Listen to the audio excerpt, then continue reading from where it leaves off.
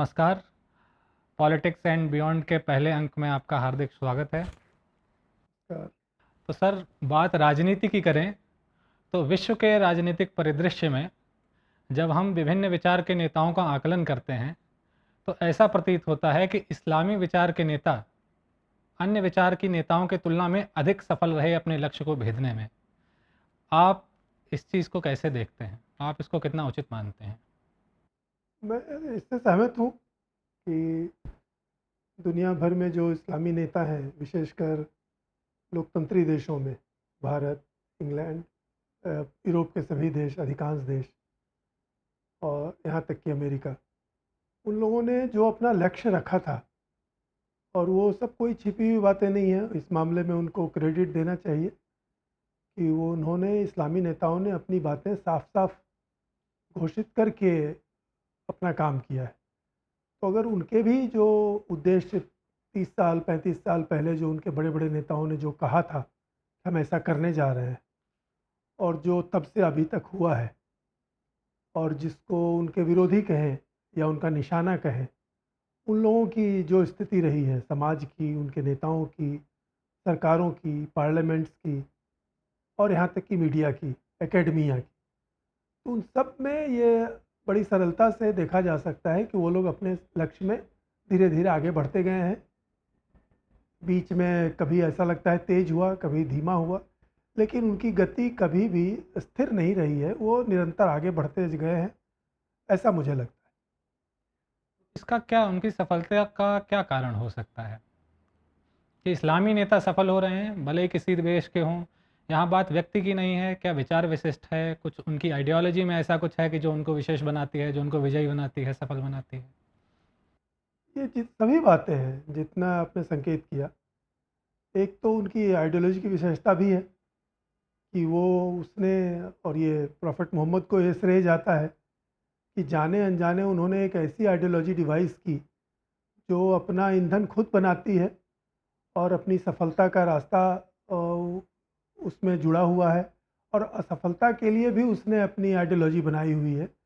तो कहीं भी उसमें कोई लूप होल नहीं है।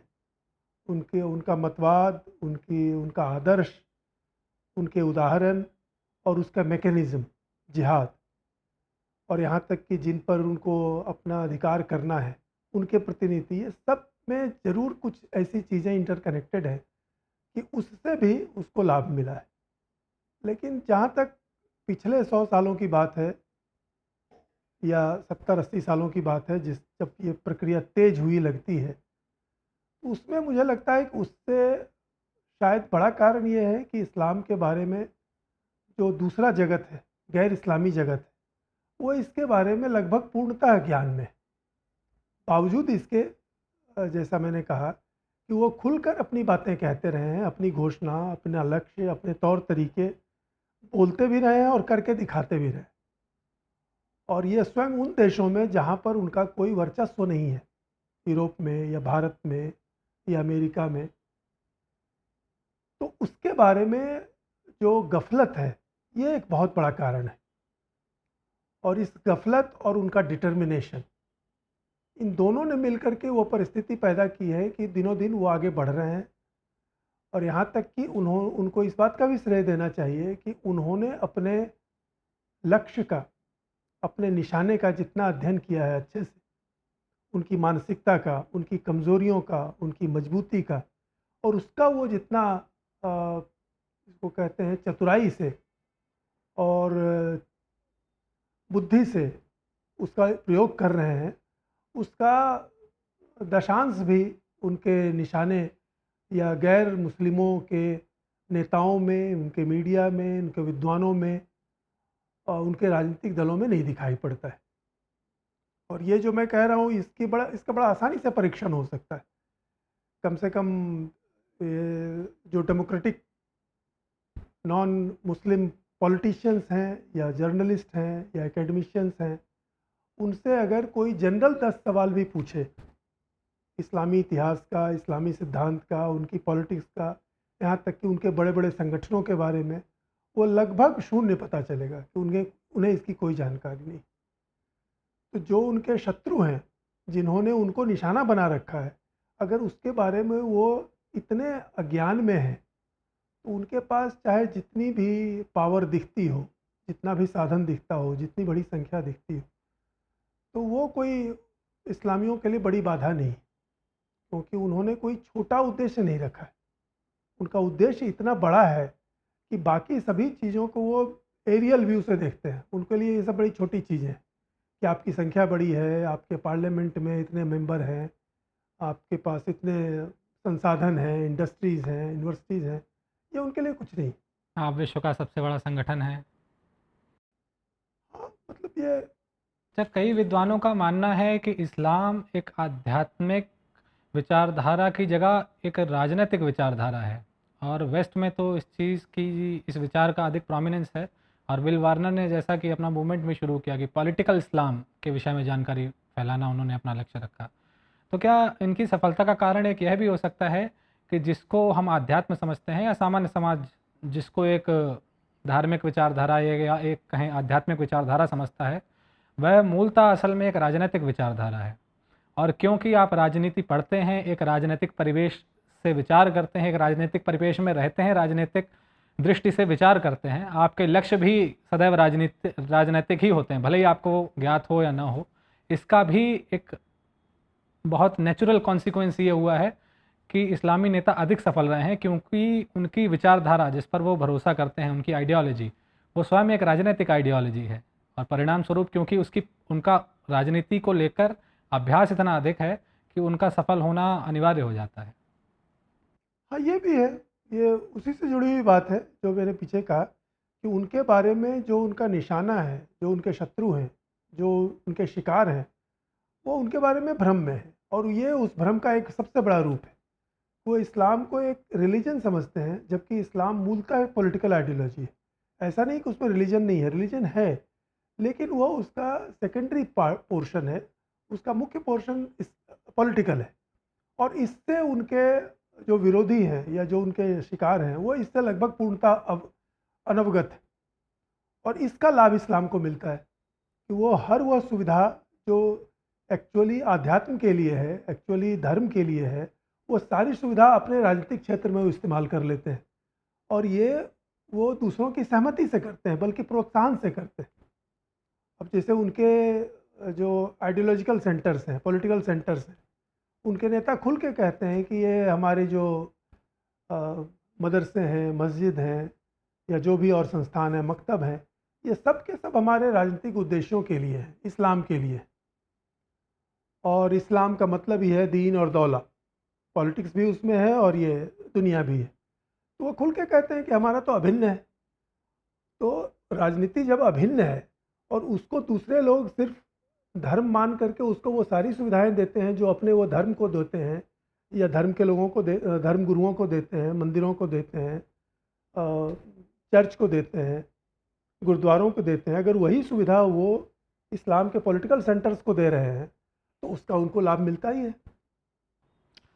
यदि भारत के परिप्रेक्ष्य में बात की जाए, तो पिछले 200 सालों की भारतीय राजनीति में, या कहें कि अंग्रेज़ों के भारत आने के बाद भारतीय राजनीति में इस्लामवादी नेताओं का मुख्य धारा की राजनीति में आगमन आप कब से देखते हैं?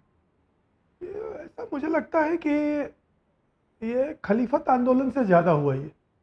उससे पहले तक जो इस्लामी पॉलिटिक्स थी, ये बड़ी मार्के की बात है कि स्वयं जो मुस्लिम शासक थे, मुग़ल शासक से लेकर के जब तक अंग्रेज़ों का वर्चस्व नहीं हो गया, 150 साल, पौने 200 साल तक, तो उसमें जो उलेमा थे, इस्लाम के जो मजहबी नेता थे, जो असली इस्लामी नेता, उनका स्थान सेकेंडरी था।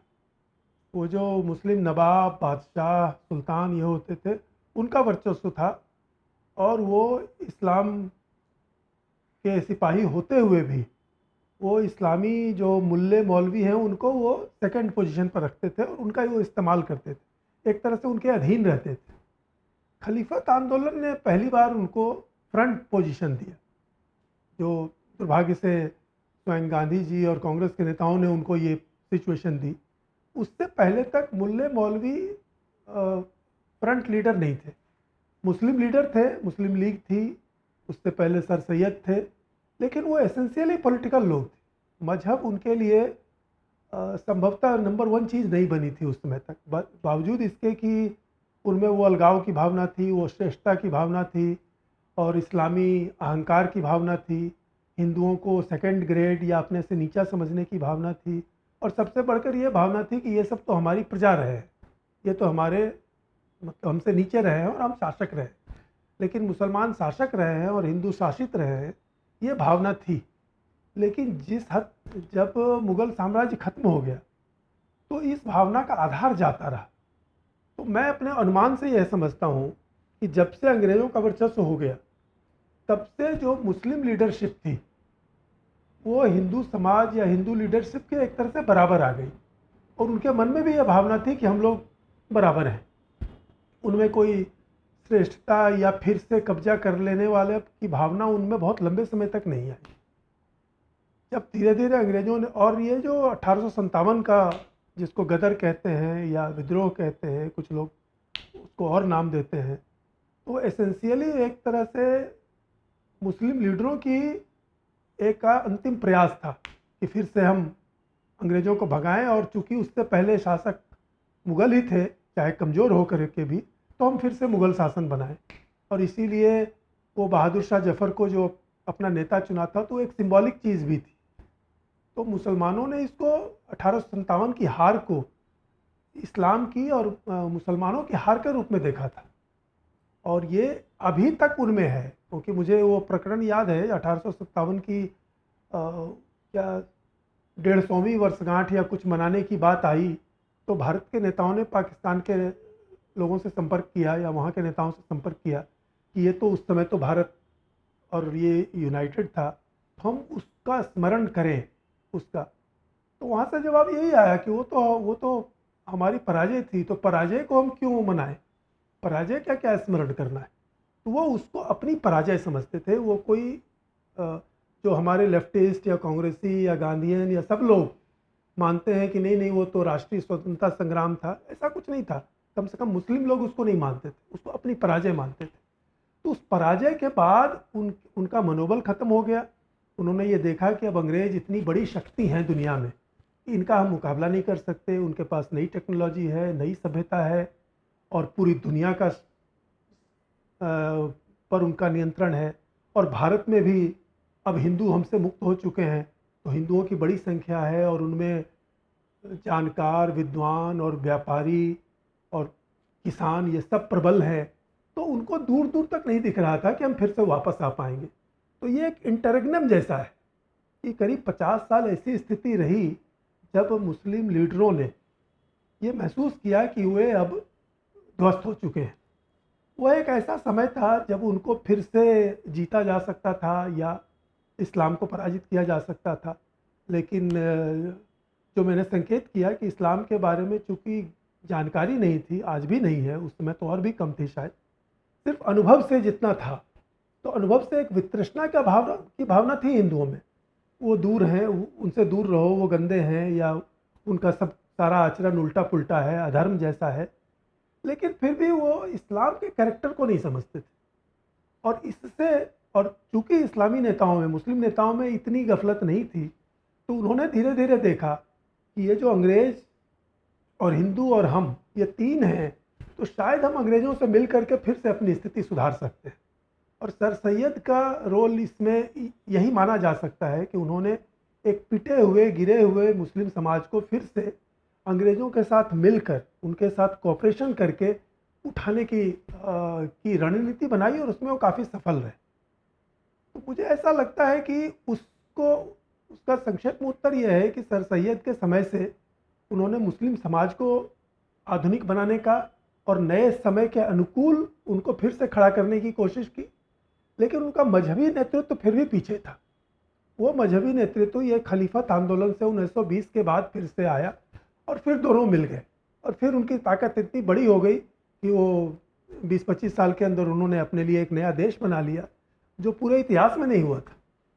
इस्लामी नेताओं का मुख्य धारा की राजनीति में आना, इसका बहुत बड़ा श्रेय क्या गांधी जी को नहीं जाता है?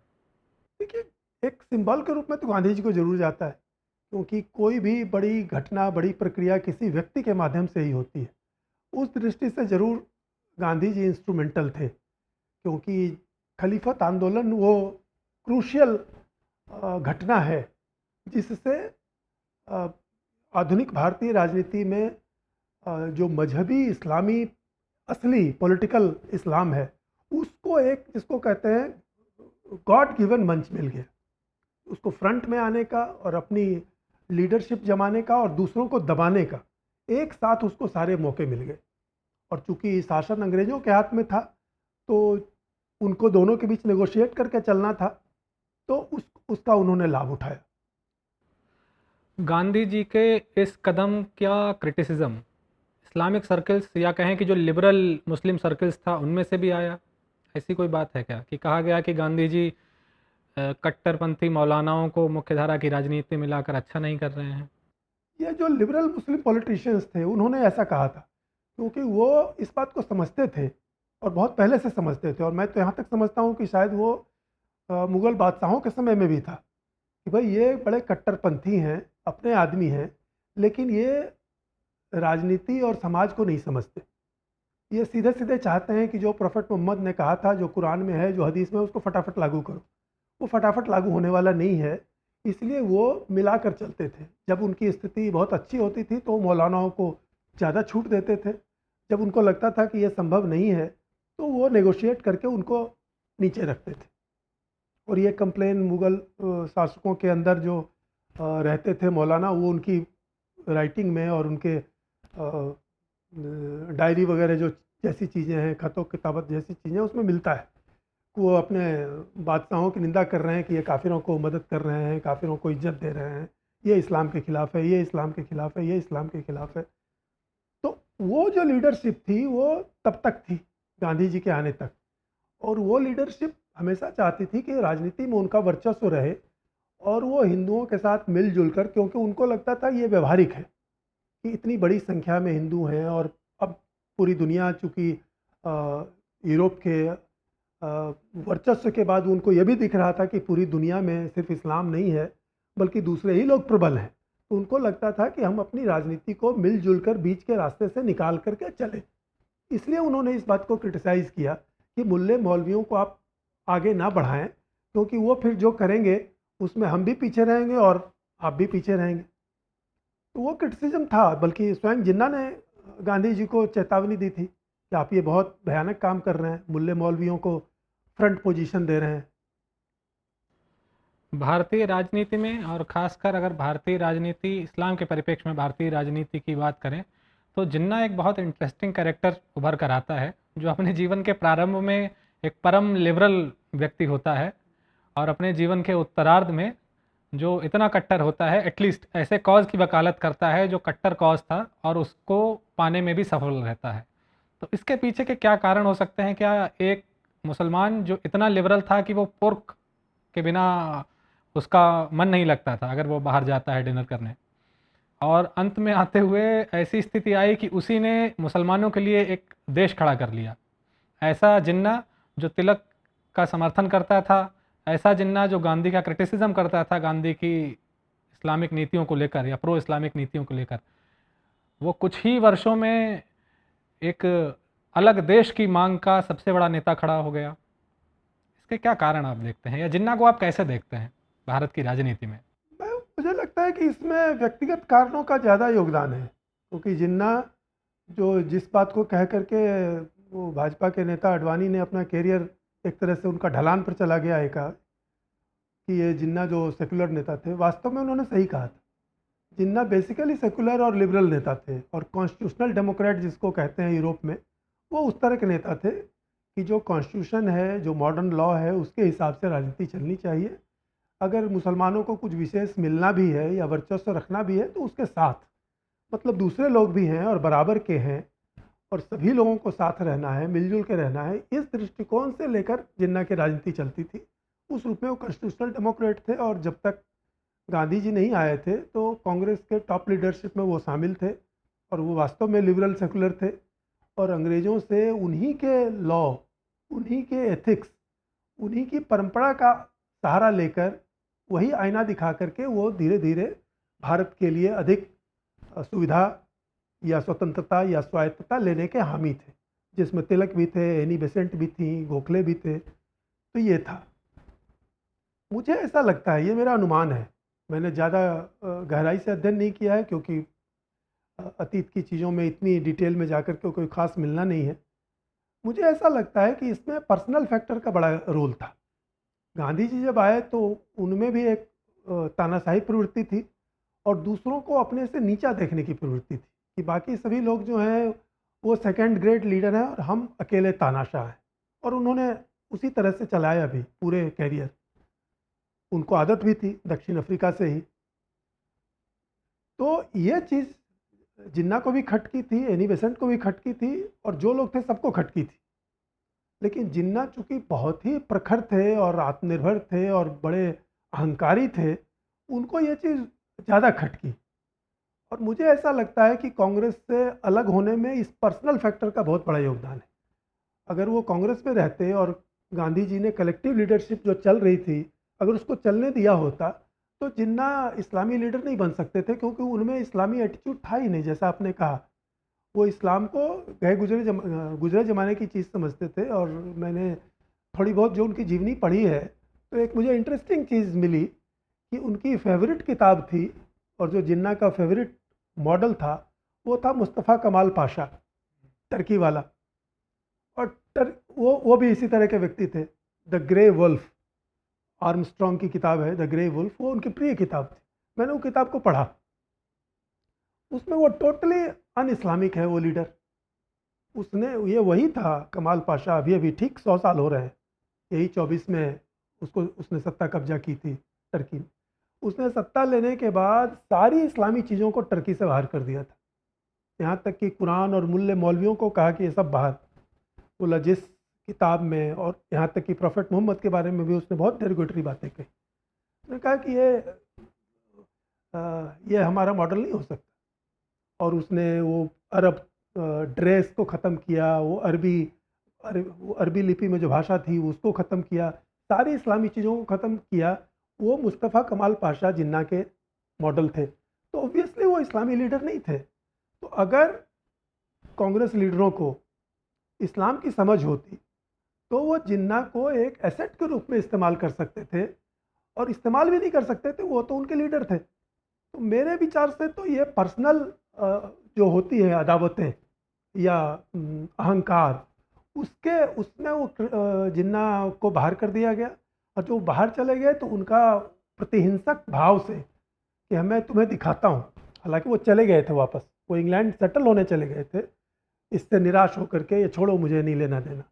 लेकिन मुस्लिम लीग के पास कोई लीडर नहीं था, और मुस्लिम लीग के जो 2 टॉप लीडर थे वो बाकायदा इंग्लैंड गए और उनको इनविटेशन दिया कि आप चलिए, हमारे पास लीडर नहीं है, हमारे पास पार्टी है, हमारे पास जनता है, हमारे पास एक बड़ी कंस्टिट्यूंसी है मुस्लिम पॉलिटिक्स की, लेकिन हमारे पास लीडर नहीं है। तो कहते हैं कि जिन्ना ने कहा कि मैं एक ही शर्त पर आऊँगा कि मैं जो कहूँगा वो होगा, मुझे किसी से पूछने की ज़रूरत नहीं होगी और मुझे कोई सलाह नहीं देगा। तो उन लोगों ने एव मस्तु कहा, और तब जिन्ना वापस आए। और वापस आए तो मुझे ऐसा लगता है उस प्रतिहिंसा भाव को कि आपने मुझे निकाला था, तुमने मुझे निकाला था, मैं तुम्हें दिखाता हूँ कि मैं क्या हूँ। इस पर्सनल भावना ने बहुत बड़ा रोल निभाया जिन्ना को वो बनाने में। और इसके उन्होंने इस्लाम का उपयोग नहीं किया, इस्लाम ने उनका उपयोग किया। और किसी ने, मैं भूल रहा हूँ किसने, लेकिन किसी ने बहुत अच्छा एक्सप्रेशन दिया है कि जिन्ना एक ऐसे लॉयर थे जिसका उपयोग पॉलिटिकल इस्लाम ने अपने लिए किया। वो अच्छी तरह जानते थे कि ये काफिर आदमी है, इस्लाम की दृष्टि से इसमें कुछ भी इस्लामी नहीं है, लेकिन यह इस्लाम के लिए सबसे सटीक व्यक्ति है।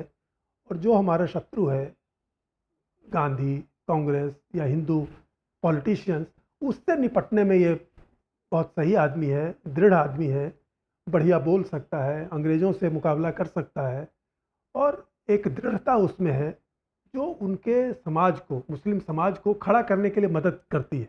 एक ऐसा मजबूत नेता, दृढ़ नेता और आर्टिकुलेट नेता जिसका अंग्रेज भी इज्जत करते हैं, दूसरे भी इज्जत करते हैं। और बैरिस्टर के रूप में, लॉयर के रूप में बड़े सफल थे जिन्ना। एक ज़माने में कहा जाता है कि उनकी फ़ीस पूरे ब्रिटिश एम्पायर में सबसे ज़्यादा थी, इतने बड़े वो लॉयर थे।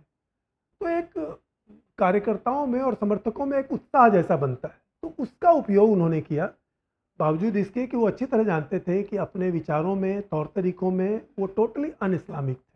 तो ये एक विडंबना है कि एक अन इस्लामिक लीडर ने इस्लामी पॉलिटिक्स को 20वीं शताब्दी में, जिसको कहते हैं कि एक अभूतपूर्व ऊंचाई तक पहुंचाने में बहुत बड़ी भूमिका निभाई।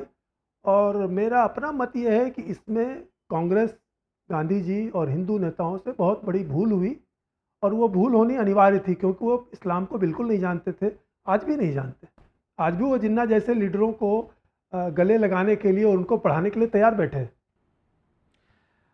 यह इस चीज़ का भी तो उदाहरण देखा जा सकता है कि पॉलिटिकल इस्लाम के जो सेमिनरीज थे, उन्होंने अपने कॉज को आगे बढ़ाने के लिए एक मुल्हिद व्यक्ति को, जिन्ना को एक तरीके से मुल्हिद कह सकते हैं, एक परम सेकुलर व्यक्ति को अपना नेता चुन लिया। हाँ बिल्कुल, यह भी एक तरीके से देखा जाए तो राजनीतिक इंटेलिजेंस का एक एग्जैक्टली अद्वितीय उदाहरण है। एग्जैक्टली एग्जैक्टली मैं यही कहना चाह रहा था कि पॉलिटिकल इस्लाम की जो विचारधारा की जो शक्ति है और उसके एडहेरेंट्स जो उसके अनुयायी हैं, ये उनकी ये उनका नैतिक चरित्र दिखाता है कि वे अपने को सेंटर में नहीं रखते हैं, किसी पार्टी को सेंटर में नहीं रखते हैं, यहाँ तक कि किसी स्टेट सोसाइटी को भी सेंटर में नहीं रखते हैं। वे अपने अंतिम लक्ष्य को ही सेंटर में रखते हैं और उसके लिए किसी भी सीमा तक जाने के लिए तैयार रहते हैं, जिसमें यह भी है कि काफिरों का इस्तेमाल करना, खुद भी काफिर होकर के जैसा व्यवहार करना, जैसे भी हो, साम दाम दंड भेद हम लोग बोलते हैं, लेकिन वास्तव में उन्होंने इसका उपयोग किया है, और एक अर्थ में निस्वार्थ भाव से, कि अपने को कहीं सेंटर में नहीं रखते। अपने को मतलब पर्सन या गुट या संगठन, वो सबको दांव पर लगाने के लिए तैयार रहते हैं ताकि इस्लाम बढ़े। तो ये उनके बढ़ने की एक बड़ा कारण है कि उनका मनोबल हमेशा बड़ी ऊंचाई पर रहता है। वो जिस देश में बिल्कुल नगण्य है, वहाँ भी वो डोमिनेंस की भाषा में बात करते हैं, क्योंकि उनको ये मालूम है कि हमें कुछ खोना नहीं है, सारी दुनिया अल्लाह ने हमें दी है और हमें लेना है, और अगर हम मरते हैं तो भी हम जन्नत जाएंगे, और जीतते हैं तो काफिरों पर हम राज करेंगे। तो ये एक ऐसा इनहेरेंट मैकेनिज्म है उनके आइडियोलॉजी का, और उनकी ट्रेनिंग ऐसी है शुरू से कि वो किसी चीज़ से डरते नहीं हैं, नंबर वन, किसी छल प्रपंच से हिचकते नहीं हैं, और जो काफिर हैं मतलब नॉन मुस्लिम्स हैं, उनके अज्ञान का पूरा फ़ायदा उठाते हैं। और इस फ़ायदा उठाने में उनको सफलता इसलिए मिलती है कि वो कहीं भी अपने स्वार्थ को, निजी स्वार्थ को या गुटीय स्वार्थ को बहुत ज़्यादा हावी नहीं होने देते। मनुष्य हैं इसलिए उनमें स्वार्थ तो होता ही है, और वो आपस में जो उनके लड़ाई झगड़े और कत्लो गारत होती है वो दिखता है, लेकिन इसके बावजूद वो जब किसी काफिर या नॉन मुस्लिम स्टेट या सोसाइटी या गुट के सामने मुकाबला हो, तो वो उनमें आपसी तालमेल ज़्यादा रहता है। मैं समझता हूँ कि ये उनको इसका श्रेय देना चाहिए कि वो अपने आइडियोलॉजी और अपने ऑब्जेक्टिव के प्रति ज़्यादा निष्ठावान हैं, और इसका उनको लाभ मिलता है। इस्लाम में एक ख़ास बात और है कि इकबाल जैसे शायर, लेखक, विद्वान, जो एक समय शिवालय नाम की कविता लिखते हैं, हिंदू मुस्लिम एकता के गीत गाते हैं, लेकिन कुछ समय इस्लाम पढ़ने के बाद या इस्लाम चखने के बाद या जो भी कारण रहे हों, वो शिकवा और जवाब शिकवा जैसी कविताएं भी लिखते हैं। तो ये इस्लाम की ही अपनी शक्ति है, या कहें कि इस्लाम के जो सेमिनरीज़ हैं उनकी ऐसी शक्ति है कि जो विद्वान व्यक्ति है उनको अपने प्रति इतना निष्ठावान बना लेते हैं कि जो सामान्य समाज में इसके उदाहरण ही देखने को नहीं मिलते। यदि उदाहरणार्थ किसी अन्य संप्रदाय मत में कोई व्यक्ति अपने जीवन के 30 साल या 35 साल में यदि सेकुलर है, तो बहुत बड़ी संभावना है कि वो अपने जीवन के अंत तक सेकुलर रहे। परंतु इस्लाम में या इस्लामिक सेमिनरियों में कुछ ऐसी शक्ति तो है कि वे अपने विद्वानों को, जो कि सेकुलर होते हुए भी, यदि वो सेकुलर हैं भी, तो भी उनको अपनी तरफ खींच सकता है। हाँ, ये एक मनोवैज्ञानिक तत्व है। इसमें दो बातें मुझे लगती हैं। एक तो यह है कि वो विद्वान हो या किसान हो, एक अहम भाव, मनुष्य में जो एक अहं का भाव है, वो तो सब में होता है। इस्लाम में ये खूबी है कि वो डोमिनेंस से बात करता है। वो डोमिनेंस से नीचे उसकी कोई भाषा ही नहीं है। वो समानता की बात नहीं करता, और वो मिलजुल कर रहने की बात नहीं करता। तो एक डोमिनेंस की भावना जो इस्लाम में है, वो व्यक्ति के अहंकार से जुड़ करके वो एक ऐसी शक्ति बन जाता है कि वो किसान हो या वो लेबर हो या शायर हो, वो सब में वो डोमिनेंस की भावना आती है। और मुझे लगता है ये डोमिनेंस में बड़ा आकर्षण है। और इसीलिए आप देखिए कि हॉलीवुड की मूवी हो या अपने बम्बैया फिल्में हो, ये जो हीरो है अकेला लड़ रहा है और सैकड़ों हजारों लोगों को ध्वस्त कर दे रहा है, वो मूवी सबसे पॉपुलर होती है, सबसे ज़्यादा हिट होती है। बावजूद इसके कि लगता है कि ये नकली है, ये संभव नहीं है, लेकिन वही हीरो होता है। तो ये जो डोमिनेंस की भावना है, वो इकबाल हो या वो हमारा वो पंचर लगाने वाला अब्दुल हो, वो दोनों में ये अहंकार की भावना है कि हम एक ऐसी आइडियोलॉजी से जुड़े हैं, हम एक ऐसे मजहब से जुड़े हैं जो डोमिनेंस की है, और ये बाकी लोग हमसे नीचे हैं। अभी वो धनी दिख रहे हैं, अभी वो गाड़ी पर चल रहे हैं, अभी वो बंगला पर चल रहे हैं, लेकिन ये टेम्परेरी है। हम इनको डोमिनेट करेंगे और इनको हराएंगे। इस भावना से जो आकर्षण पैदा होता है, उससे मुझे लगता है कि इकबाल हो या जो साधारण मुस्लिम हो, वो दोनों उससे प्रभावित होता है। जो उसको पार कर जाते हैं, फिर उन पर इस्लाम का कुछ नहीं चलता, चाहे वो मुसलमान हो तो भी। अब और इसमें भी ये भारत में ही है जो इस दोनों तरह के महान शायर हुए। गालिब भी यहीं हुए, मीर भी यहीं हुए, और इकबाल भी यहीं हुए, और साहिर लुधियानवी भी यहीं हुए। तो ये तो भारतीय परंपरा है, ये भारतीय भूमि की मैं चीज़ समझता हूँ, क्योंकि इस तरह के बड़े बड़े शायर अरब में नहीं हुए हैं, वो भारत में ही हुए हैं, लेकिन दोनों तरह के हुए हैं। दुर्भाग्य ये है कि हिंदू समाज या हिंदू लीडरशिप, विशेषकर आधुनिक युग में, वो इस बात को समझने में विफल रही है। और वो आज भी देख सकते हैं कि जो ऐसे मुस्लिम जो प्रखर हैं लेकिन सेकुलर हैं, लिबरल हैं, ह्यूमनिस्ट हैं, जो इस्लाम को पीछे छोड़ चुके हैं, उसका मूल्य वो नहीं समझते। उनको अगर आगे बढ़ाएं, उनको अगर प्लेटफॉर्म दें, तो उनका जो डोमिनेंस है, उस डोमिनेंस से भी कॉमन मुस्लिम अपने को जोड़ सकता है कि ये भी डोमिनेंट है, इनका भी दुनिया में चलन है, ये भी अपने भाई हैं। और ये भी जो बातें कहते हैं वो कहीं न कहीं हमारे अनुभव से मेल खाती हैं, क्योंकि ये कॉमन मुस्लिम ह्यूमन भी है, वो हिंदू समाज में भी है, वो क्रिश्चियन समाज के बीच भी रहता है। तो उसको काफिर वर्ल्ड की, नॉन मुस्लिम वर्ल्ड की भी 10 चीज़ें उनको अच्छी लगती हैं। उस अच्छी चीज़ों को इस्लाम सुपरसीड करके आगे बढ़े, अ, आगे बढ़ाना, ये काम वैसे मुस्लिम कर सकते हैं जो कि एलीट हैं, लिबरल हैं, इन्फ्लुएंशियल हैं। दुर्भाग्य ये है कि ये यूरोप हो या भारत, जो नॉन मुस्लिम लीडरशिप है या एकेडमिया है या मीडिया है, वो इस्लामिस्ट लीडरों को, इस्लामिस्ट ऑथर्स को, इस्लामिस्ट प्रोपेगेंडिस्ट को ज़्यादा महत्व देते हैं, मुल्लों को ज़्यादा महत्व देते हैं, और फैनेटिक्सों को ज़्यादा महत्व देते हैं। और जो इस तरह के लोग हैं, जैसे अपने ही देश में तस्लीमा नसरीन है, यहीं रह रही हैं, उनको कोई प्लेटफॉर्म नहीं देता, उनको कोई इनाम नहीं देता, उनको कोई यूज़ नहीं करता। जबकि उनकी एक अच्छी लीडरशिप थी, आज भी है, लेकिन अगर उनके पास कोई मंच नहीं है, तो कॉमन मुस्लिम को इस्लाम के घेरे से बाहर निकालने का काम जो वो कर सकते थे, वो नहीं कर पाते। मैं समझता हूँ कि वो इकबाल वाला दौर तो चला गया, लेकिन इकबाल उस दौर के शायर थे जिसमें लग रहा था कि फिर से इस्लाम का वर्चस्व होगा, अंग्रेज़ों को हम हराएंगे, और ये हिंदू वंदू तो कोई चीज़ है नहीं, ये तो गाजर मूली हैं, और जो शिकवा में है भी।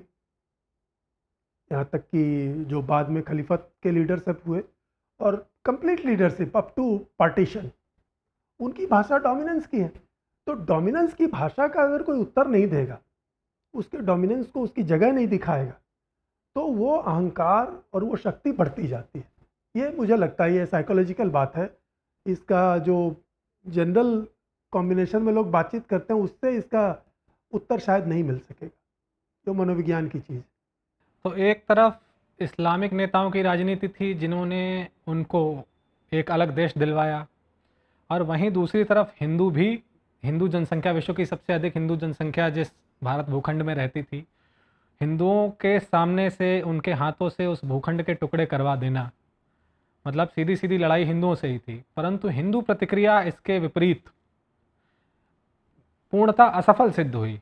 अपने इतने ज्ञान विद्वान नेताओं, गांधी जी जैसे कहते हैं कि इतने पॉपुलर लीडर थे, सारी शक्तियां हमारे पास थीं, पर फिर भी हिंदू असफल रहे अपने ही देश को बंटने से रोकने में, इस्लामिक राजनीति के समक्ष बिल्कुल असफल रहे। तो हिंदुओं की असफलता का या हिंदू राजनीति की असफलता का सबसे बड़ा उदाहरण देखा जाए तो पिछले 100 वर्षों में पार्टीशन ही है देश का। तो ऐसे क्या कारण थे तब की हिंदू राजनीति में और आज की भी हिंदू राजनीति में, क्योंकि मुझे नहीं लगता कि बहुत कुछ बदला है इस्लाम के परिप्रेक्ष्य में अगर बात करें। जो हमने 100 साल या कहें कि 80 साल पहले एक अपना ही भूखंड खो दिया और आगे भी सतत हम उसी प्रक्रिया में हैं, कुछ बदला नहीं है तब से, मतलब कुछ इतना खोने के बाद भी हम कुछ सीखे नहीं। तो हिंदू प्रतिक्रिया जो इस्लामिक राजनीति के विरोध में थी वह कैसी थी, या उसकी क्या कमियां उसमें आप देखते हैं कि जो हमको बदलनी चाहिए, आपको ऐसा लगता मुझे लगता है कमी कंसिस्टेंटली एक ही है, वो अपने प्रतिद्वंदी को जानते नहीं है। प्रतिद्वंदी जिन्ना नहीं है, प्रतिद्वंदी कोई ओवैसी नहीं है, प्रतिद्वंदी कोई एक लीडर नहीं है, प्रतिद्वंदी है पॉलिटिकल इस्लाम। और पॉलिटिकल इस्लाम को वो विलफुली नहीं जानना चाहते, एक तरह से नजरें चुराते हैं। और आपने बिल वार्नर का उदाहरण दिया, और मुझे लगता है कि उसने बहुत गहराई से और एक मैथमेटिकल साइंटिफिक विश्लेषण किया है। वो एक तरह से वो एब्यूज्ड वाइफ वाला वो साइकोलॉजी है कि जिससे हम पिटे हैं, जो इसने हमारा इतना अपमान किया है, उसका मुकाबला करने के बजाय उसको छिपाने की प्रवृत्ति है। जैसे गांधी जी के समय से पूरे इतिहास पर पर्दा डालने की कोशिश हुई कि भाई अंग्रेज़ों के आने से पहले तो हमारे यहाँ कोई समस्या ही नहीं थी हिंदू मुस्लिम की, और अंग्रेज़ जब से आए तब से हिंदू मुस्लिम समस्या हुई है। ये 100% झूठ है, जो बेसिकली गांधी जी या सारे लीडर जानते भी थे, लेकिन उन्होंने उस पर पर्दा डाला।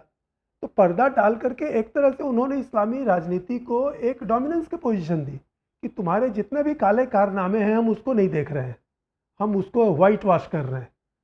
इसका मतलब है कि तुम फिर करो तो फिर हम वही उसको स्वीकार करेंगे। तो इसको उन्होंने इस्तेमाल किया है, हमारे अज्ञान को। और हिंदू इतनी बड़ी संख्या में है, इतना धन है, इतनी इंडस्ट्री है, ये सब इसका कोई मूल्य नहीं है। और इसका सबसे बड़ा उदाहरण तो पंजाब है जिसका पार्टीशन हुआ, बंगाल है जिसका पार्टीशन हुआ। सबसे बड़ी संख्या में जो स्वतंत्रता सेनानी या इंटेलेक्चुअल या लीडर या थिंकर रिफॉर्मर, वो इन्हीं दोनों राज्यों से थे। और इन्हीं दोनों राज्यों को एक रात में डिवाइड कर दिया स्वयं हिंदू नेताओं ने। ये इस्लामी नेताओं ने नहीं किया, बाद में जिन्ना से पूछा भी था किसी ने, कि अगर ये नहीं मानते तो बोलते तो नहीं मानते तो हम क्या कर लेते, कुछ नहीं कर सकते थे। हम 2-4 जगह दंगे करते तो दंगे करने से तो देश नहीं मिलने वाला था, और दंगे आज भी हो रहे हैं, उससे किसी को देश नहीं मिल जाता है। लेकिन साइकोलॉजिकल टेरर से और एक भ्रम से कि पार्टीशन से उनको सहूलियत मिल जाएगी और आसानी हो जाएगी और जल्दी जो भी रीजन हो, वो हिंदू नेताओं ने पार्टीशन को स्वीकार किया। उन्होंने अपने हाथों से ये पार्टीशन किया। मुझे लगता है कि उसका तब से और आज तक, आज भी जो हो रहा है, आज पार्टीशन नहीं हो रहा है लेकिन छोटा छोटा भूखंड इस्लाम के कब्जे में जा रहा है। और ये सिर्फ कश्मीर में नहीं हुआ, पूरे देश में ऐसे 50 या शायद सैकड़ों पॉकेट हैं जहाँ के बारे में senior police official, senior administrator कह देते हैं कि हाँ भाई वहाँ हमारा नहीं चलता। मतलब स्टेट के अंदर स्टेट के रूप में इस्लाम स्वतंत्र भारत में भी बढ़ता गया है। और इसका उस समय का दोनों का रीजन यही है कि आप इसको पहचानते नहीं, क्योंकि जो कॉमन मुस्लिम है, ना तो वो ज़्यादा मजबूत है, ना ज़्यादा धनी है, ना ज़्यादा चतुर है, ना ज़्यादा निस्वार्थ है। वो उसी तरह उसकी अच्छाइयाँ बुराइयाँ उतनी हैं जो हम में है, हिंदुओं में है। लेकिन उनके लीडर अपना ऑब्जेक्टिव जानते हैं, हिंदुओं के लीडर अपना ऑब्जेक्टिव पहचानते तक नहीं। ये मेरे ख्याल से मुख्य कारण है, जिसको मेडिकल भाषा में कहा जाए डायग्नोसिस। अगर आप डायग्नोसिस सही करेंगे तो हो सकता है बड़ी मामूली दवा से वो ठीक हो जाए, लेकिन अगर डायग्नोसिस ही गलत होती रहेगी, आप एक काल्पनिक उसको नाम दे देंगे और उसके लिए काल्पनिक महंगे इलाज करते रहेंगे, महंगी व्यवस्थाएं करते रहेंगे, तो बीमारी तो कुछ और है। बीमारी पॉलिटिकल इस्लाम है और ये आइडियोलॉजिकल चीज़ है। आइडियोलॉजिकल फाइट से इस्लाम के कोलैप्स करने की संभावना ज़्यादा है, और मिलिट्री फाइट से आप इस्लाम को कभी नहीं हरा सकते। तो आइडियोलॉजी की बात तो चलिए गंभीर बात है, जो पढ़ेंगे या सुनेंगे वो समझेंगे। परंतु यदि देखा जाए साधारण अर्थों में भी कहा जाए कि ठीक है, एक ज़िले का ही विभाजन हो रहा है, तो आइडियोलॉजिकल कनोटेशंस जो भी हो, कारण जो भी हो, लेकिन ज़िले के जो लोग होते हैं या जो अपने ज़िले को अपना मानते हैं, वे लोग उसके विरोध में तो कम से कम खड़ा होते हैं। ऐसे ही देखें तो सन 1925 में संघ बन चुका था और सन 1950 तक इतना मजबूत हो चुका था कि जब संघ पर बैन लगा गांधी वध के बाद, उसके बाद संघ ने एक देशव्यापी आंदोलन किया। परंतु वहीं 2 वर्ष पहले जब देश का विभाजन होना तय हो गया था, तो संघ ने कोई ऐसा देशव्यापी आंदोलन नहीं किया। और संघ परिवार एक महत्वपूर्ण राजनीतिक इकाई कम से कम आज वर्तमान में है, और पिछले 70 वर्षों से कहीं ना कहीं किसी न किसी तरीके से उनके पास, किसी राज्य में सही, किसी म्यूनिसिपैलिटी में सही, सत्ता तो उनके पास किसी न किसी प्रकार से है ही। और वे राजनीतिक आंदोलन विभाजन से 25 वर्ष पहले बन चुके थे।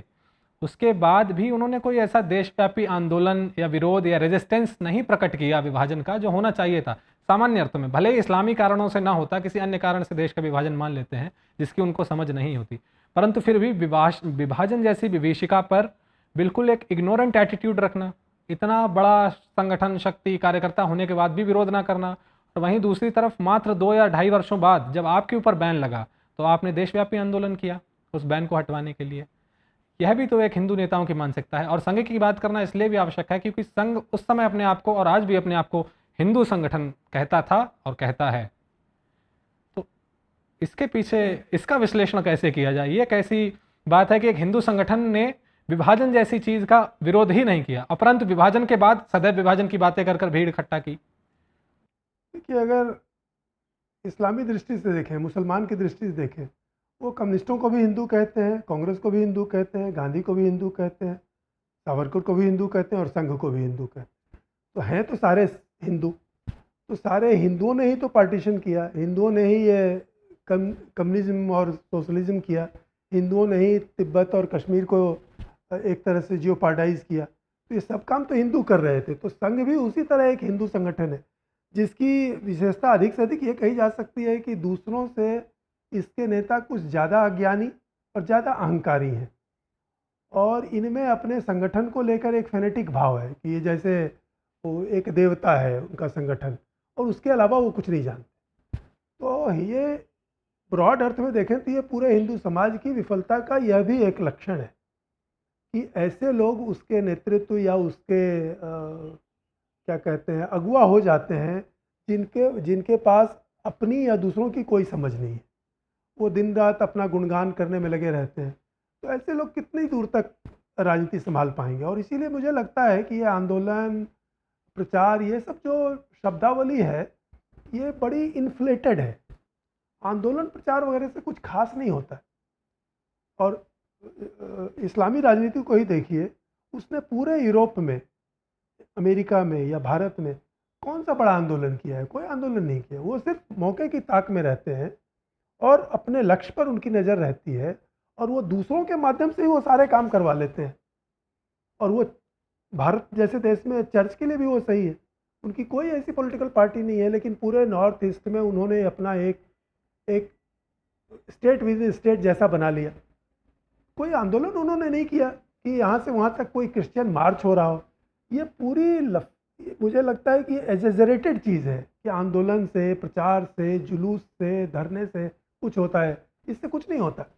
अगर क्लैरिटी है तब तो इससे भी होगा, तब इसका कोई उपयोग है। लेकिन अगर आपके दिमाग में कोई क्लैरिटी नहीं है कि आपको चाहिए क्या, तो आप वोट क्लब पर 2 लाख 10 लाख लोगों को जुटा लीजिए, उससे कुछ नहीं होना। वो 10 लाख लोग तो भेड़ बकरी हैं। वो आपने कहा आने के लिए वहाँ चले गए, आपने कहा वोट देने के लिए, उन्होंने वोट दे दिया। लेकिन अपने आप इससे कोई पॉलिसी चेंज या विक्ट्री या डिफीट तय नहीं होती है।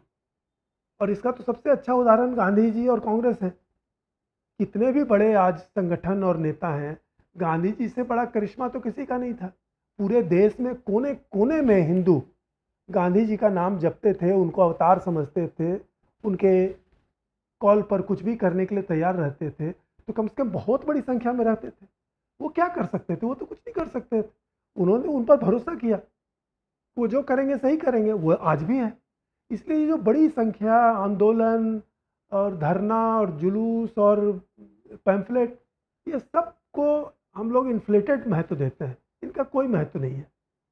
अगर क्लैरिटी है तो बैठे बैठे दिल्ली में 2 मौलाना ऐसे कानून पास करवा लेते हैं जो उनके लिए दूरगामी बहुत उनकी पॉलिटिक्स को बढ़ाता है। और ये मुसलमानों के लिए रिजर्वेशन या मुसलमानों के लिए ये अलग, वो सब जो हो रहा है, कि भाई जहाँ उनका डोमिनेंस हो वहाँ मुसलमान ही कलेक्टर हो, मुसलमान ही डॉक्टर हो, मुसलमान ही प्रिंसिपल हो।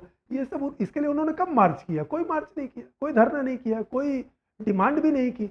लेकिन वो इसके प्रति सजग है कि जिनके हाथों में वास्तविक शक्ति है, उनकी क्या कमजोरी है, उनकी क्या नीड है, वो उसको पूरा करते हैं और उनसे अपनी मांग मनवा लेते हैं।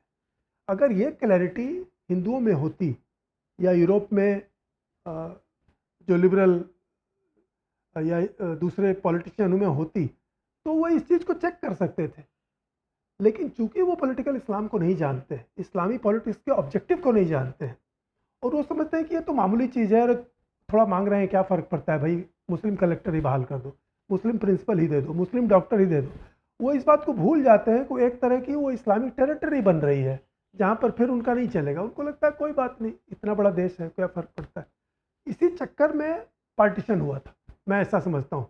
नहीं तो ये अनहर्ड ऑफ है कि कोई अपने ही हाथों से अपने देश का एक हिस्सा कहे कि नहीं, आज से ये हमारा देश नहीं रहा। For what? किस उपलब्धि के लिए? लेकिन ऐसा जब एक बार हुआ तो वो बार बार हो सकता है, और वो हमने कश्मीर में देखा। आज कश्मीर को लेकर के एक बहुत बड़ा जो हिंदू पॉलिटिशियन तबका है, वो असंतोष के भाव में है, खुशी के भाव में है कि हमने कुछ समाधान कर लिया। वो इस बात को देखना ही नहीं चाहता कि उसका कश्मीर को उन्होंने एक तरह से इस्लामिक टेरिटरी में बदल दिया। उल्टे उसका फाइनेंस, उसका सिक्योरिटी, उसका वेलबींग का खर्च वो उठा रहे हैं, लेकिन वहाँ एक सिंगल हिंदू भी चुन चुन के मारा जाता है तो इस पर कोई उनकी चिंता नहीं होती। तो इस बात को मुस्लिम पॉलिटिशियन, इस्लामी पॉलिटिशियन इसको अच्छी तरह समझते हैं कि आपकी वीकनेस क्या है, और वो इसका लाभ उठाते हैं। अब वो जो कश्मीर में हुआ वो जम्मू में हो रहा है, वो बिहार यूपी के बॉर्डर एरिया में हो रहा है, नेपाल में हो रहा है। लेकिन इस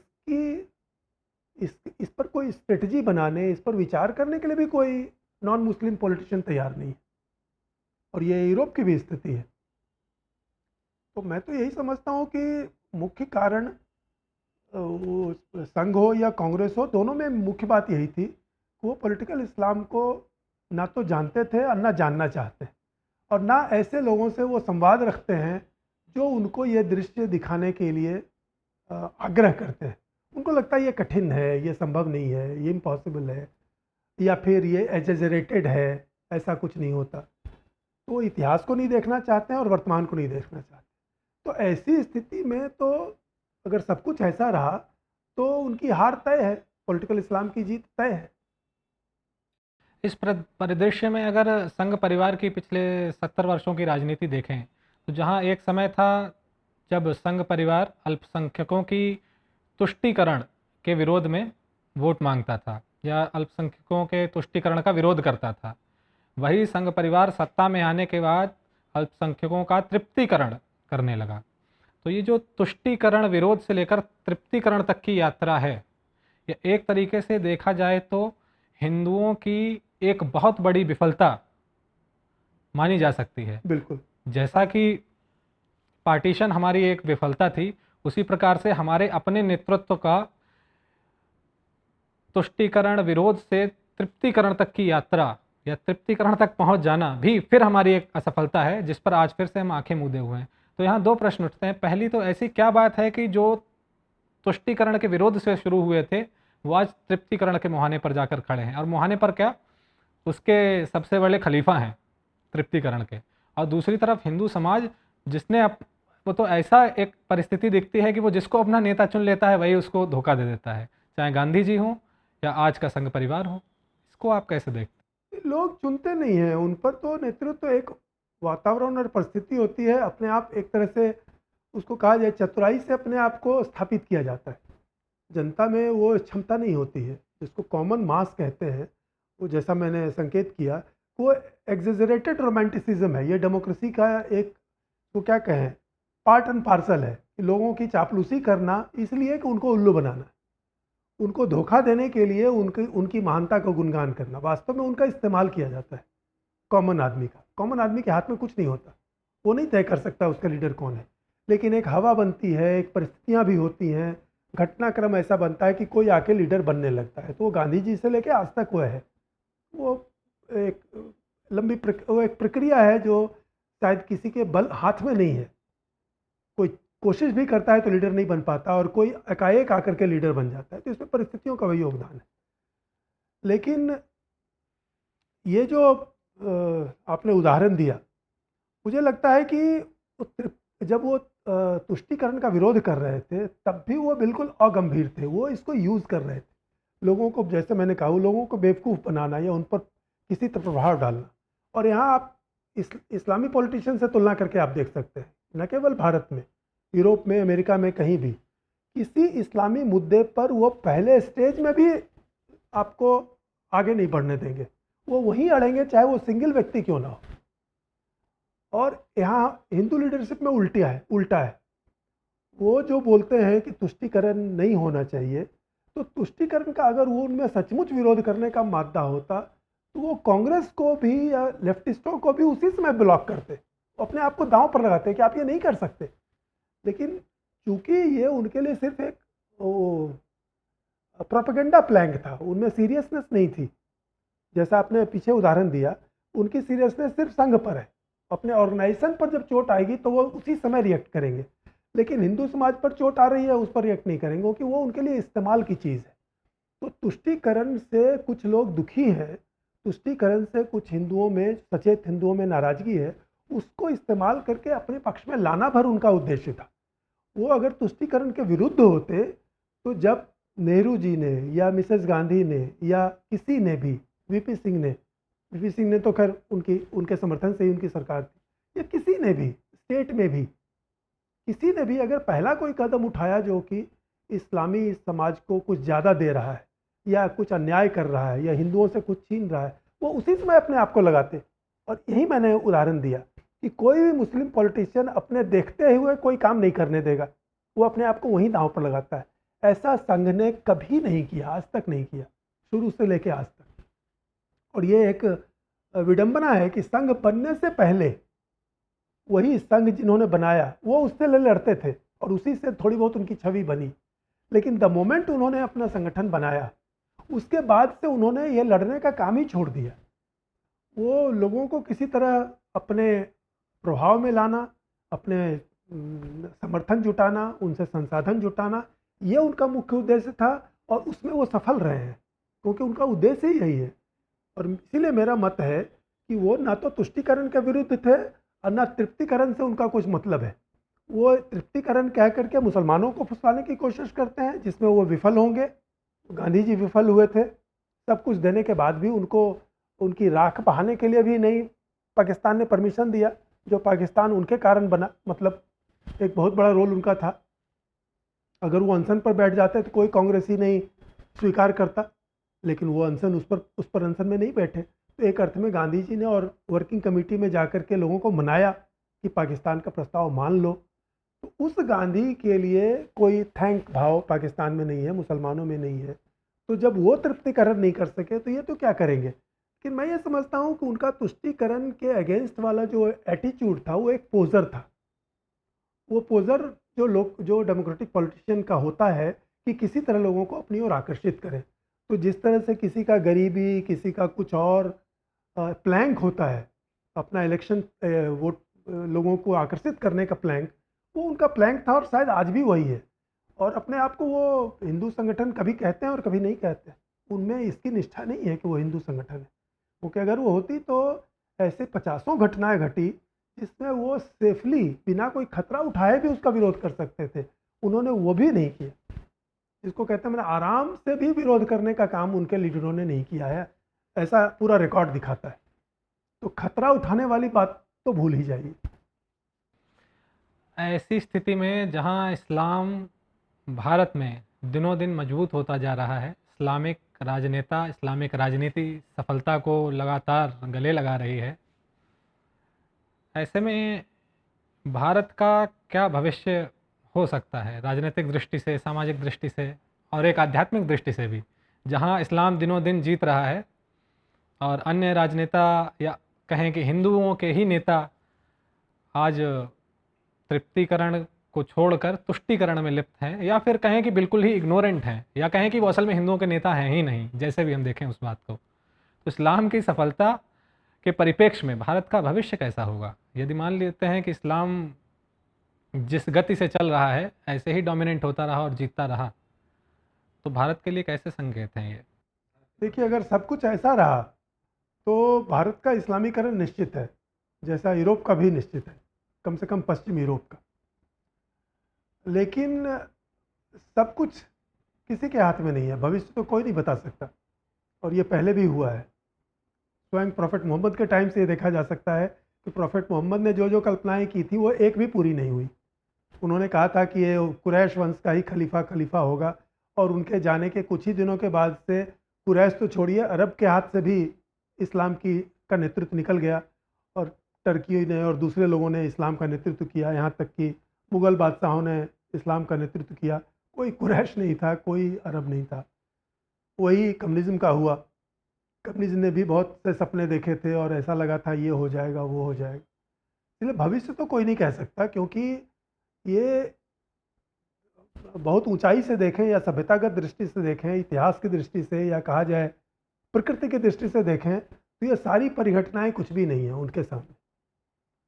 तो लेकिन वो पहला हिस्सा है उत्तर का। अगर सब कुछ ऐसा चलता रहा तो इस्लाम को जीतने से कोई नहीं रोक सकता, क्योंकि इस्लाम जिनको निशाना बना रहा है, गैर इस्लामी समाज को, जिसको वो काफिर कहता है, और काफिर एक बड़ा घृणित शब्द है इस्लामी टर्मिनोलॉजी में, इससे ज़्यादा घृणित शब्द नहीं है। वो काफिर समाज ही, उसके लीडर ही, उसके मीडिया ही, उसके जर्नलिस्ट, उसके स्कॉलर, वो उसको सारी सहूलियत, सारा सम्मान, सारी सुविधा देने के लिए तैयार है सारी दुनिया में। और उसकी कितनी भी घृणित क्रियाकलाप हों, पहले के या आज के, अनकॉन्स्टिट्यूशनल, क्रिमिनल, एक से एक, उस पर बोलने के लिए भी तैयार नहीं। तो ये तो स्पष्ट दिखा रहा है कि एक तरह से वो इस्लाम को वॉक ओवर देने के लिए तैयार हैं। इस्लाम अभी उस स्थिति में नहीं है कि उसको पूरी तरह कैपिचुलेट कर ले, पूरी तरह कब्जा कर ले। इसमें आबादी भी एक बड़ा कारण है, और टेक्नोलॉजी भी बड़ा कारण है, और ये जो पूरा सरंजाम है मॉडर्न सभ्यता का, वो सब नॉन मुस्लिमों के हाथ में, ये भी एक बड़ा कारण है। तो इस्लाम सारी सहूलियतों के बावजूद, जो उसको साइकोलॉजिकल, पॉलिटिकल, आइडियोलॉजिकल, यहाँ तक कि इंफ्रास्ट्रक्चरल सपोर्ट भी देने के लिए पूरी दुनिया तैयार है, तब भी इस्लाम अभी कंप्लीट अपने आप एकाएक पावर में आ जाए सारी जगह, वो स्थिति नहीं है। लेकिन ये एक स्थिति है। दूसरा ये है कि कल क्या होगा ये कहा नहीं जा सकता, क्योंकि स्वयं इस्लाम के अंदर वो प्रक्रिया चल रही है जो कम्युनिज्म में थी। सोवियत यूनियन को जब अटैक करके हराने की कोशिश हुई तो वो नहीं हारा, हिटलर भी उसको नहीं हरा सका।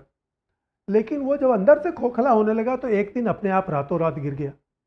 तो इस्लाम में दोनों प्रक्रिया चल रही है। इस्लाम बाहर से बढ़ रहा है, लेकिन अंदर से खोखला भी हो रहा है।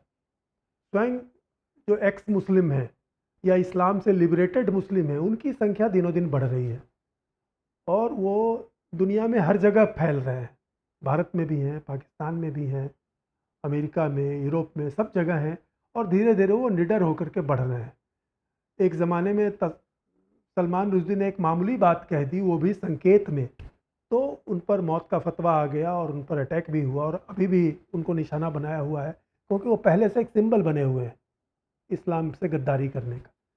लेकिन आज उससे 100 गुना, 1000 गुना अधिक रेडिकल बातें कहने वाले, इस्लाम विरोधी बातें कहने वाले मुस्लिम लेखक, चारक सोशल मीडिया में और हर जगह, यहाँ तक कि अरब देशों में, ईरान में बढ़ रहे हैं, और अब उनका कुछ नहीं किया जा सकता।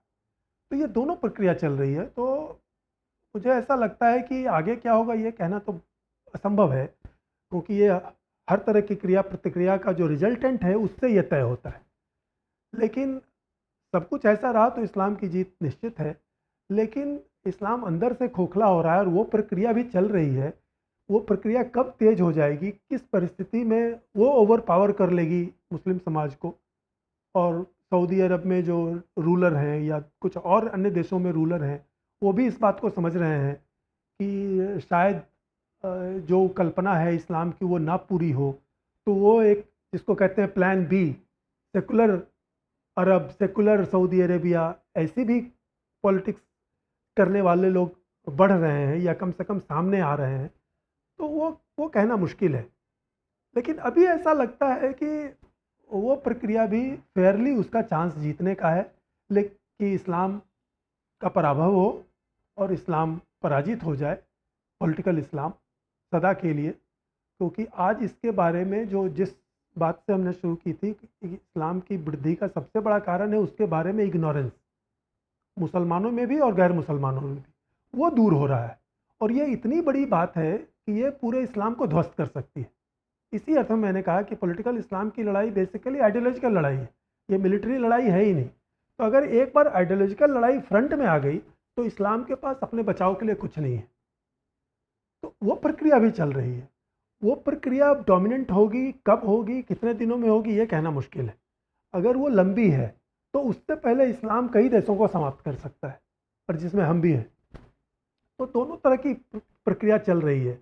और जिस तरह से मुझे लगता है कि अगर 1970s का आकलन करें आज भी लाइब्रेरी में जा कर के, तो ऐसा लगेगा कि पूरी दुनिया कम्युनिज्म के एक चंगुल में जा रही है और अब इसको कोई रोक नहीं सकता। और बड़े बड़े विद्वान अपना सिर धुनते नज़र आते हैं कि ये अमेरिका यूरोप को क्या हो गया है कि कम्युनिज्म चारों तरफ से उनको घेर रहा है मगर ये कुछ नहीं कर रहे हैं। तो आज हम लोग पॉलिटिकल इस्लाम के संदर्भ में वही बातें कर रहे हैं कि भाई ये क्या हो गया है, गैर मुसलमानों को, काफिरों को, वो पॉलिटिकल इस्लाम के बारे में कुछ नहीं कर रहे हैं। लेकिन जिस तरह से कम्युनिज्म का अंदरूनी खोखलापन बढ़ रहा था और उससे वह स्वयं ध्वस्त हो गया, बाहर का भी कुछ प्रभाव पड़ा, वेटिकन ने, पोप ने भी कुछ किया होगा और लोगों ने भी किया होगा, घटनाएं घटती हैं, वो भी चल रही हैं। इसलिए ये रिजल्टेंट आगे क्या रूप लेगा ये अभी तो कहना मुश्किल है। लेकिन मैं इतना ही कहूँगा कि ये दोनों प्रक्रिया चल रही है कि पॉलिटिकल इस्लाम भारत को, यूरोप को पूरी तरह कब्जे में ले ले, और ये प्रक्रिया भी चल रही है कि इस्लाम स्वयं अरब में ध्वस्त हो जाए और रिजल्टेंटली सारी दुनिया में ध्वस्त हो जाए। और फिर उसके लोग भी इसको एक, जैसे 10 तरह के 50 तरह के धर्म हैं, वो भी एक धर्म रहेगा। लेकिन पॉलिटिकल इस्लाम के जिसको कहते हैं विश्वदंत, वो सदा के लिए टूट जाएं, ये भी संभावना है और काफ़ी अच्छी संभावना है।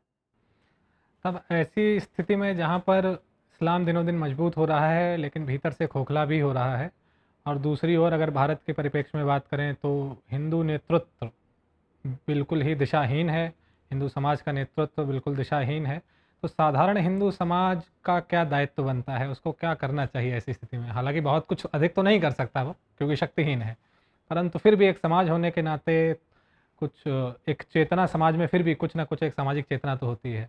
ऐसे में आपको क्या लगता है कि समाज यदि ये करे तो समाज के लिए बेहतर होगा? विजय पराजय तो वैसे भी देखिए, समाज तो अपने आप कुछ नहीं करता, उसके जो प्रतिनिधि होते हैं या अगुवा होते हैं वही करते हैं। तो अभी तो हिंदू समाज के पास कोई एक मंच भी नहीं है, कोई पॉलिटिकल पार्टी तो दूर रहे, कोई ऐसा संगठन भी नहीं है जिसकी कोई विजिबिलिटी हो, जो कि निष्ठावान होकर और दृढ़ता से और साफ नज़र रखते हुए वो उस दिशा में बढ़े। इसलिए अभी जो स्थिति है उसमें तो इंडिविजुअल्स ही कुछ कर रहे हैं, और जैसे आप कर रहे हैं या और भी लोग कर रहे हैं। तो संगठन के तौर पर या मंच के तौर पर तो मैं कुछ ऐसा नहीं देखता कि जहाँ जिससे आशा की जाए। लेकिन ये अगर ये भावना तीव्र होगी तो शायद फिर ऐसा संगठन या व्यक्ति या नेतृत्व भी बन सकता है। और एक बार अगर कोई ऐसा सचमुच व्यक्ति या संगठन या मंच बनता है तो फिर लोग गैल्वेनाइज होते हैं, क्योंकि ये जो भावना है या जो असंतोष है जिसको आप व्यक्त कर रहे हैं या हम व्यक्त कर रहे हैं, ये भी व्यापक है। और उसमें वो लोग भी हैं जो संघ के या उनके समर्थक हैं, उनमें भी ये भावना है। लेकिन कहीं भी ये उनको दिखता नहीं है कि अल्टरनेट क्या है, और इसको संघ के नेतृत्व या उनके प्रचारक या उनके लोग इसका इस्तेमाल भी करते हैं कि चूंकि कोई विकल्प नहीं है इसलिए हम ही विकल्प हैं। तो अगर हम गलती कर रहे हैं या गड़बड़ी कर रहे हैं तो कोई बात नहीं है, हमारे ही साथ रहो। लेकिन ये संतोषजनक स्थिति नहीं है और असंतोष भी है। तो अगर कोई व्यक्ति या संगठन या मंच या संस्थान कुछ भी खड़ा होता है तो उसको फिर बढ़ने में भी कोई देर नहीं लगेगी। लेकिन यह कहना मुश्किल है कि वो कितना निष्ठावान और साफ दृष्टि का होगा, दूरदर्शी होगा, उसका तो अभाव है। चलिए, आपने अपना समय दिया और आपसे आशा है कि आगे भी हमारा यूं ही मार्गदर्शन करते रहेंगे, जिससे कि राजनीतिक और साहित्य के क्षेत्र में हमारी नज़र थोड़ी अधिक साफ हो सके, क्योंकि हिंदू समाज में भी अभी ऐसे बहुत ही गिने चुने लोग रह गए हैं जो स्पष्ट रूप से हिंदू हित की बात कहें या एटलीस्ट एक पिक्चर दिखाएं, एक तस्वीर दिखाएं जहाँ पर सोचने की या समझने की जो प्रक्रिया है उसमें तो हम आगे बढ़ सकें। तो बहुत बहुत आभार आपका, आपने समय दिया हमको। आपका भी आभार कि आपने मुझे अपनी बात कहने का अवसर दिया।